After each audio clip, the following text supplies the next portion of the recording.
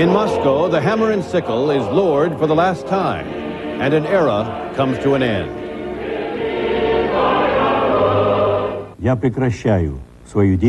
I am ceasing my activities in the post of President of the USSR. The tricolor banner of the Russian Republic now flies over the Kremlin. And from the White House, President Bush salutes the man who presided over the end of the Soviet Union. His legacy guarantees him an honored place in history and provides a solid basis for the United States to work in equally constructive ways with his successors. And tonight, Ted Koppel reports from Moscow about his extraordinary, behind-the-scenes look at Mikhail Gorbachev's final hours in office.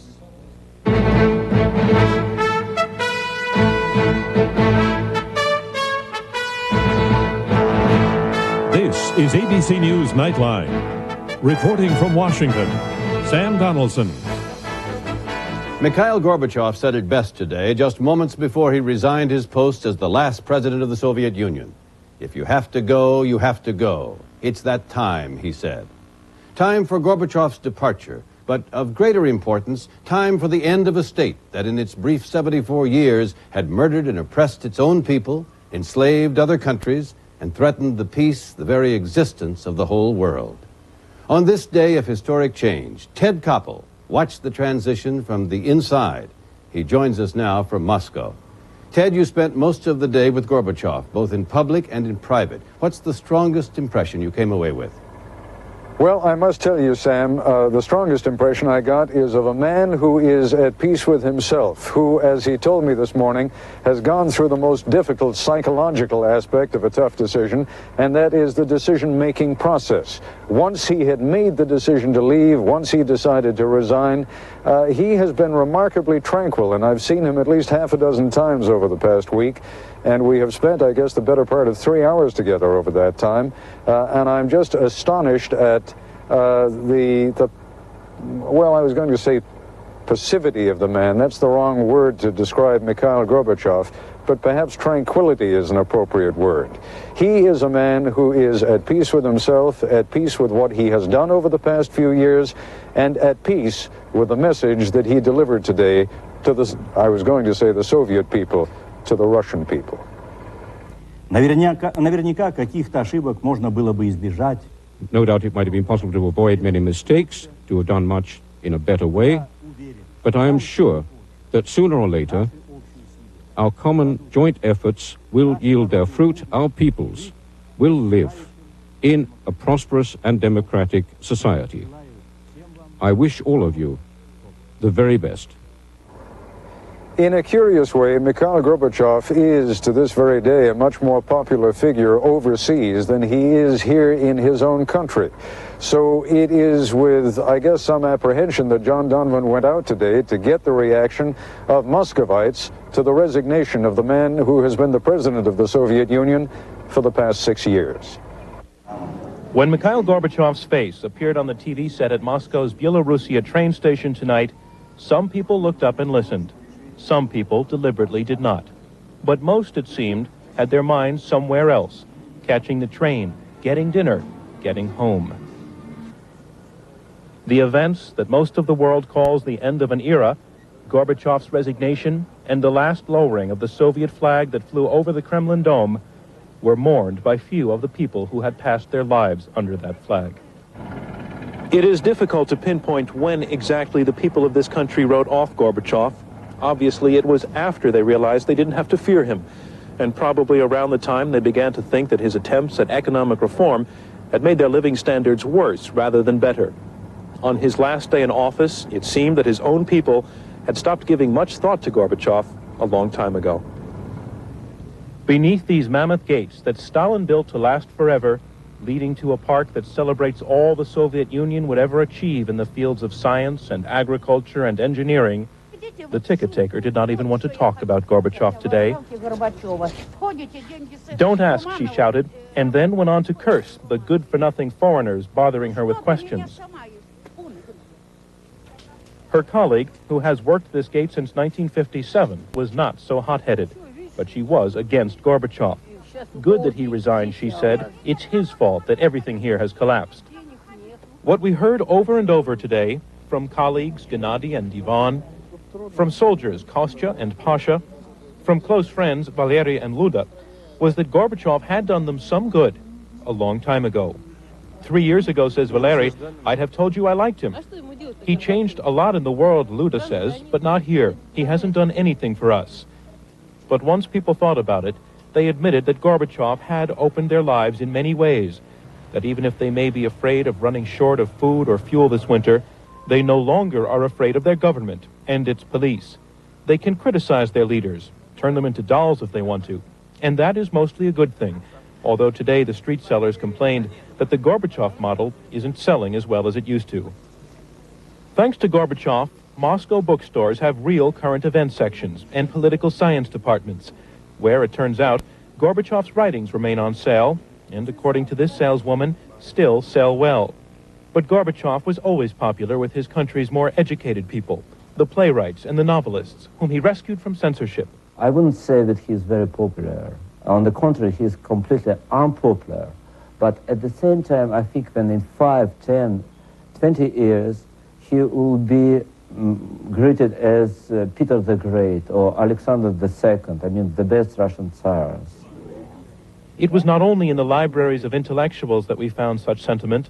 This man on the cigarette line said, democracy did not start with Yeltsin, it started with Gorbachev. If there had not been a Gorbachev, there would never have been a Yeltsin. Теперь кнопка на ядерном оружии уже у Ельцина. The nuclear button is now already with Yeltsin. Yeltsin, who from today not only heads Russia, but also controls all of the old Soviet Union's arsenal of nuclear missiles, and whose team has to weigh the meaning of a Gorbachev out of power. It looks like he plans to be in opposition. We were opposition to him, and he now plans, this is my feeling.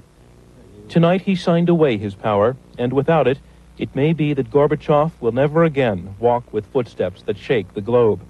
But today, even people opposed to Gorbachev declared that he had earned his place in history. On this night, when they raised the flag of Russia over the Kremlin, one woman said of Gorbachev, I will never forget his years in power. They were the best and the worst of my life. John Donvan for Nightline in Moscow. During Gorbachev's years in power, there was a drastic change in the way he was viewed by the U.S. and by George Bush. In 1989, Mr. Bush's spokesman denounced Mr. Gorbachev, calling him a drugstore cowboy whose promises to end military aid to Nicaragua were not to be trusted. Less than 2 years later, the president was praising Gorbachev as an ally in the fight to reduce nuclear weapons. And tonight, Mr. Bush cut short his holiday at Camp David for a nationally televised speech paying homage to the Soviet Union's final leader. ABC's Ann Compton is at the White House. The day's historic events brought President Bush a Christmas present he could not have imagined even weeks ago. In fact, he found them so compelling, he returned to the White House just long enough to address the American people and tell them their most formidable enemy no longer exists. The Soviet Union itself is no more. This is a victory for democracy and freedom. I'd like to express on behalf of the American people my gratitude to Mikhail Gorbachev for years of sustained commitment to world peace and for his intellect, vision, and courage. President Bush turned to the political reality ahead, granting formal diplomatic recognition to the largest republic, which will fill much of the void left by Gorbachev and the old Soviet government. The United States recognizes and welcomes the emergence of a free, independent, and democratic Russia led by its courageous president, Boris Yeltsin. Our embassy in Moscow will remain there as our embassy to Russia. We will support Russia's assumption of the USSR's seat as a permanent member of the United Nations Security Council. And the president went on to offer full diplomatic recognition to all the Soviet republics. The offer is effective immediately for 5 republics, including Ukraine, which have already made specific guarantees to the United States about the safety of nuclear weapons and transforming their markets into free markets. The other 6 republics, including Georgia, will be recognized when they do the same. President Bush then abandoned the word Soviet and spoke of helping the new Commonwealth of Independent States. But he clearly knew he will find very limited patience at home for spending abroad. These dramatic events come at a time when Americans are also facing challenges here at home. I know that for many of you, these are difficult times, and I want all Americans to know that I am committed to attacking our economic problems at home with the same determination we brought to winning the Cold War.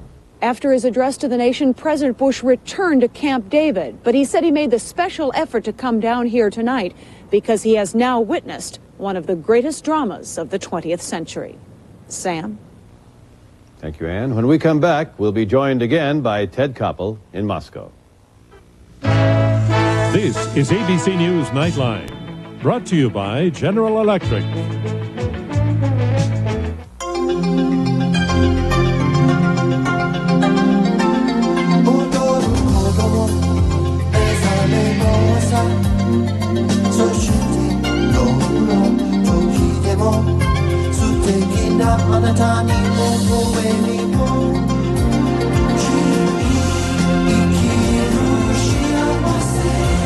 The people of Tokyo, like people everywhere, know their future depends upon getting more electricity in a cleaner, more economical way. To get it, they turn to GE, the world leader in gas and steam turbine technology. When Tokyo Electric Power gave GE our largest export order ever, it gave Tokyo the largest, most efficient power plant of its kind in the world, which means more jobs for our people back home and a better future for the people of Japan.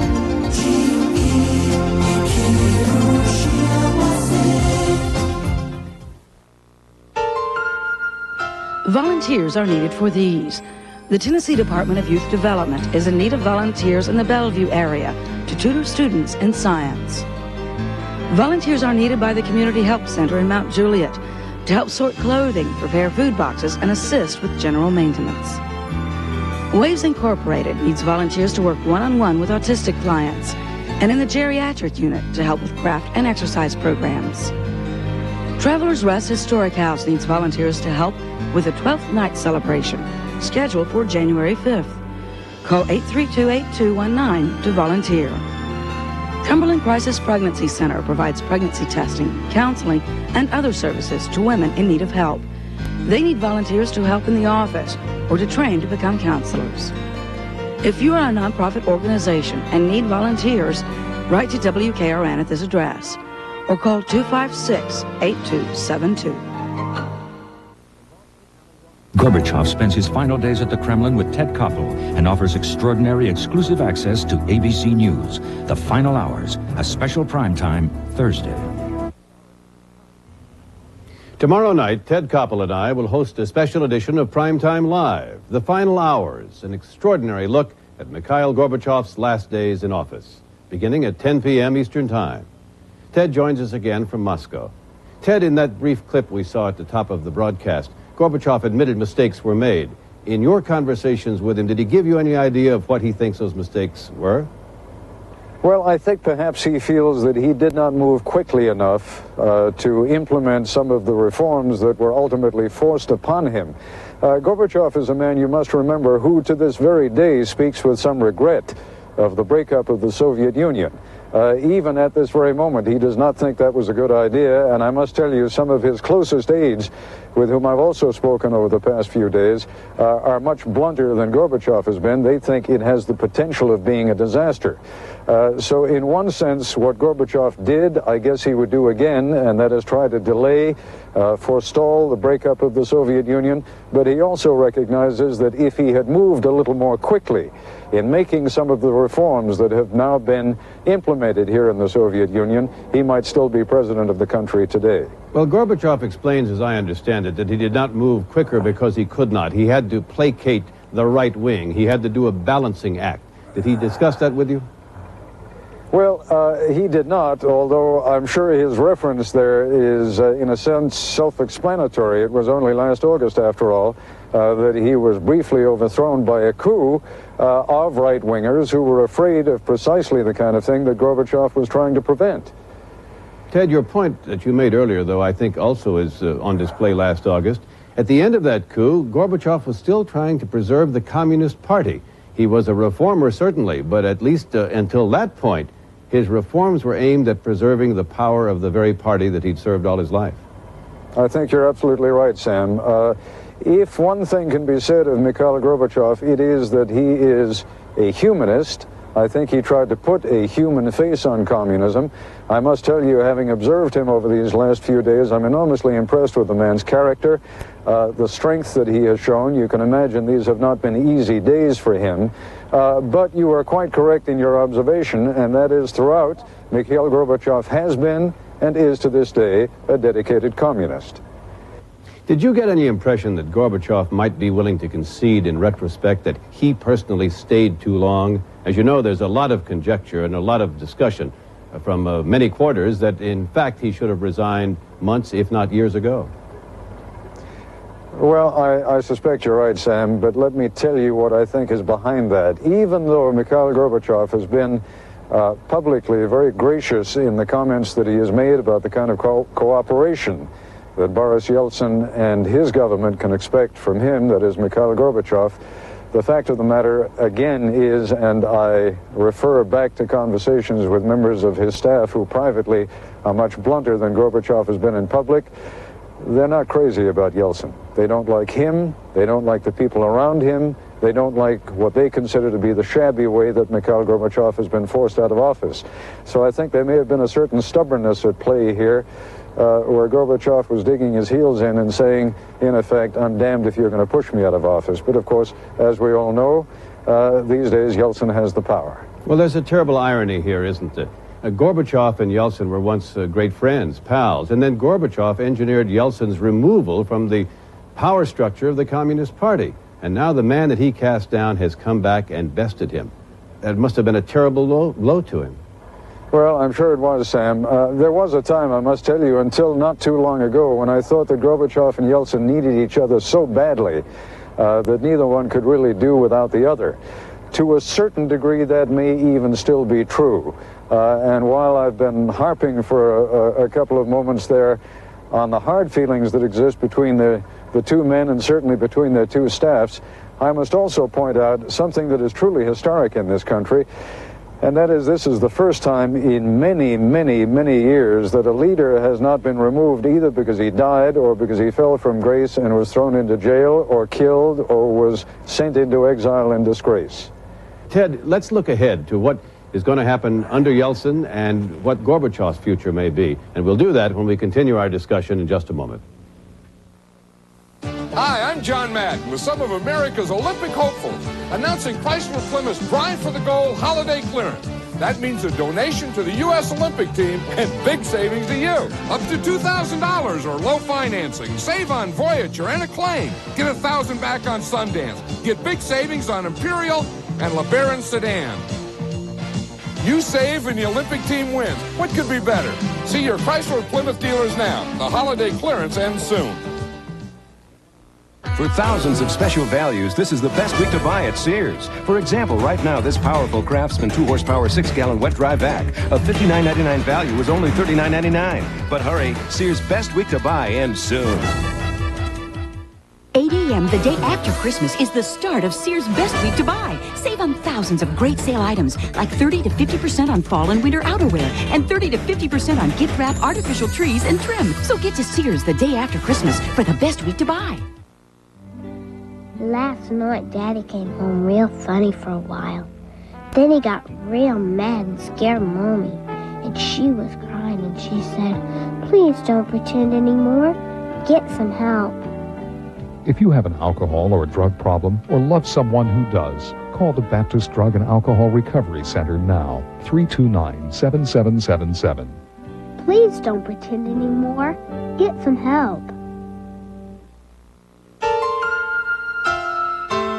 Here are some of the needs in our area. The Community Care Fellowship provides counseling, financial assistance, and noon meals for the homeless. The center needs personal care items and canned food. My Friend's House in Franklin is an emergency shelter for teens, ages 12 through 17. It needs these items.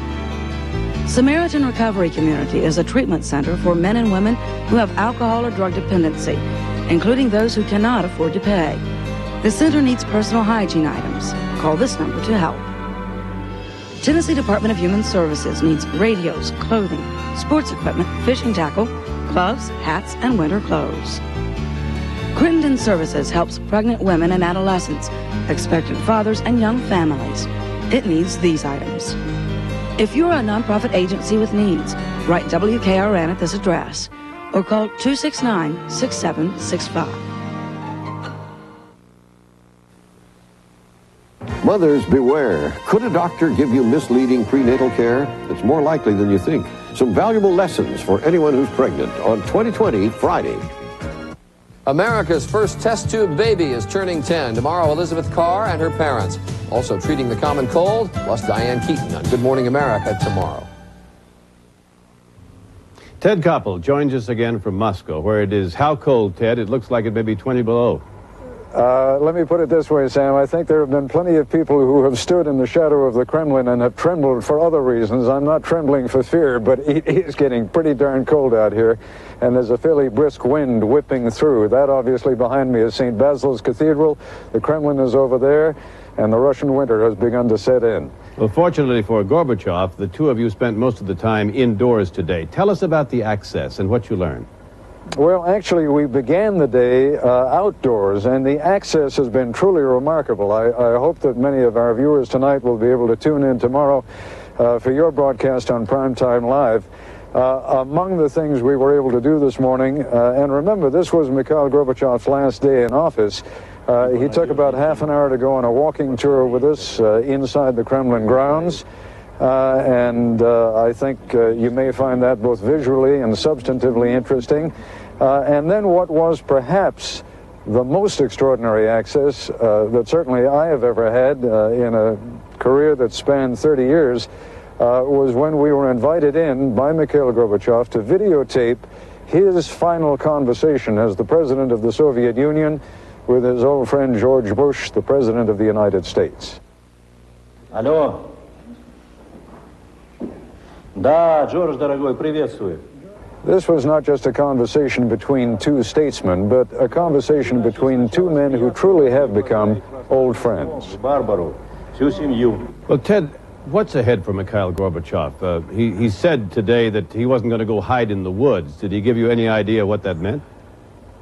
Well, what he means is that he is going to be active politically, and I think he is going to be quite a thorn in the side to his old pal Boris Yeltsin, although all the conversation, as I've said, the public conversation is of cooperation. Yeltsin had better be on his mark because Mikhail Gorbachev has not retired in his own mind. Now, he is going to start up a foreign policy institute. He's going to be cooperating in that with his old friend Edvard Shevardnadze, the man who was his foreign minister. He's going to be doing a fair amount of traveling, and I think that you could expect to see him on a very profitable lecture tour at some point or another in the United States, possibly even spending a little bit of time at one or two American universities. But, you know, remember, these have been very hectic days for Mikhail Gorbachev, and those plans have not yet been firmed up. Well, while he's in the United States making money on the lecture tour, Boris Yeltsin will be back as president of the Russian Republic, having his finger on the nuclear trigger, because Gorbachev today transferred some, 30,000 warheads to Yeltsin's control. Does that worry anyone? Well, it certainly worries one of Mikhail Gorbachev's closest aides, the man I guess I can best describe him as having been the equivalent of Brent Scowcroft, President Bush's national security advisor. He said he is extremely concerned, not because the nuclear weapons are under the control of Boris Yeltsin, but because there are nuclear weapons spread throughout at least 3 of the republics in this country, and because the potential for ethnic and national conflict is as great as it is. And one other thing that worries people, quite frankly, here, money is so hard to come by, goods are so hard to come by. I'm not sure that anyone is suggesting that nuclear weapons will be sold on the market, but there are an awful lot of nuclear scientists in this country who have a great deal of knowledge that they could sell for hard currency, and a lot of buyers like the Libyans, the Iranians, the Iraqis, who might be in a position to make a deal with them. Did Gorbachev give you any idea that he thought Washington had not supported him enough? Bush, of course, was a very Very great supporter in public and had come to like him personally, we're told. Yeah, no, I did not get any impression of that sort at all. Indeed, in any references that he made to President Bush, and certainly in their conversation, and you'll see that conversation tomorrow night on Primetime Live, you will see that the two of them engaged in the warmest kind of exchange, and I think it's sincere. Well, speaking of warmth, Ted, why don't you get in out of the cold right now before you turn into an icicle? We want to see you tomorrow night on Primetime Live. Those are the happiest words I've heard all night, Sam. Thank you. Goodbye, old friend. I'll be back in a moment with a final note. E.T. is now available at Sears for just $9.99. That's an extra terrific price for this emotionally touching movie, the most popular ever. And you get a free full-size E.T. poster. That's E.T. and a poster for just $9.99. To enjoy it today, hurry to Sears. For thousands of great sale items, this is the best week to buy at Sears. Our large capacity heavy-duty Kenmore washer is just $247. The matching dryer just $197. That's our lowest price of the year for the pair. But hurry, Sears' best week to buy ends soon. An afternoon of playing grandparent can take quite a lot out of you. Magnesium, for example, vitamin B6, vitamin C, and valuable potassium. As nature would have it, replacing all of them is as simple as eating one Chiquita banana. In the case of twins, however, you might want to try two. Chiquita, quite possibly the world's perfect food. I can't believe it. Can you believe it? I can't believe it. Next month, this could be you, a brand new millionaire on the Publishers Clearinghouse sweepstakes. It's coming soon. Watch for it and send it in. It pays off. It pays to enter. 8 a.m. the day after Christmas is the start of Sears' best week to buy. Save on thousands of great sale items like 30 to 50% on fall and winter outerwear and 30 to 50% on gift wrap, artificial trees, and trim. So get to Sears the day after Christmas for the best week to buy. If you're unable to attend the worship of your choice Sunday morning, join Dr. Bill Sherman for Inspiration from the Pulpit of Woodmont Baptist Church, live at 10:30 on Channel 2. In today's busy world, you need more. That's why Channel 2 News Dayside is on your side. Get the latest news and weather, plus medical news, consumer tips, delicious recipes, news from Hollywood, ways to fight crime, and more. Join Ann Holt and Rick Mitchell. Weekdays at 12:30 for Channel 2 News Dayside. On your side. Another reminder, tomorrow night, an exclusive behind-the-scenes look at Mikhail Gorbachev's final days in office on a special edition of Primetime Live, The Final Hours, beginning at 10 p.m. Eastern Time, 9 Central. That's our report for tonight. I'm Sam Donaldson in Washington. For all of us here at ABC News, good night.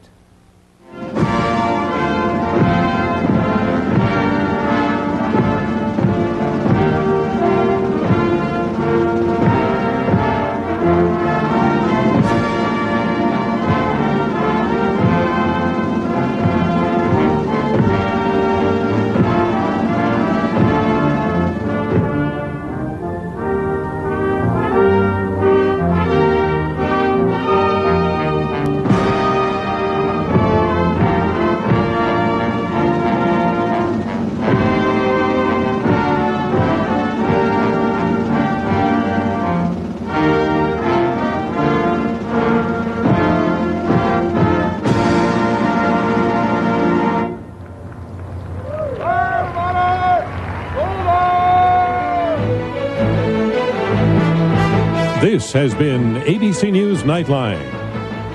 If you wish a video cassette version of Nightline, the cost is $14.98, plus $3.95 shipping and handling. If you wish a printed transcript of this or any Nightline broadcast, please send $4 to Journal Graphics, 1535 Grant Street, Denver, Colorado, 80203. Nightline is a presentation of ABC News. More Americans get their news from ABC News than from any other source.